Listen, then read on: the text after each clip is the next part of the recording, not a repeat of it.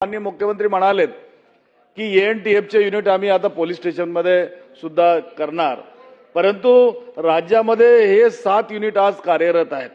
यातील विदर्भ विभागासाठी किती स्वतंत्र युनिट तैनात आहेत आणि तिथे पुरेसे मनुष्यबळ किती आहे याची माहिती सुद्धा हवी आहे। अध्यक्ष महोदय, ज्या 7 युनिट आपण तयार केलेले आहेत त्याच्यामध्ये 369 लोक आपण त्याच्यात घेतलेले आहेत। प्रत्येक विभागामध्ये युनिट आपण तयार केलंय, पण आता ते युनिट अजून डिसेंट्रलाइज आपण पुढच्या काळामध्ये करणार आहोत।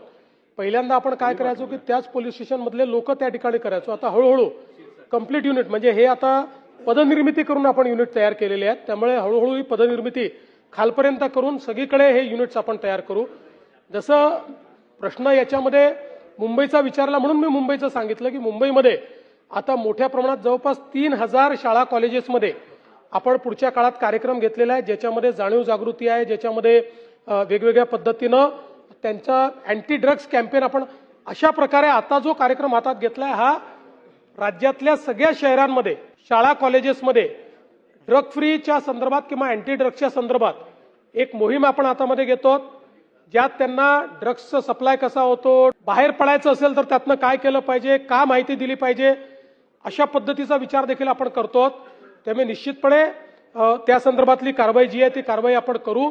आणि मला हे देखील सांगायचं आहे की आता आपण हाही निर्णय केलेला आहे की ड्रग्सच्या संदर्भात जे लोक माहिती देतील त्यांच्याकरता आम्ही अशी योजना तयार करतो की ज्या योजनेमध्ये त्यांना आम्ही पारितोषिक किंवा पुरस्कार तर देऊच, पण त्यांची आयडेंटिटी पण रिव्हील होणार नाही, अशा पद्धतीनं एक व्यवस्था आम्ही उभी करतो।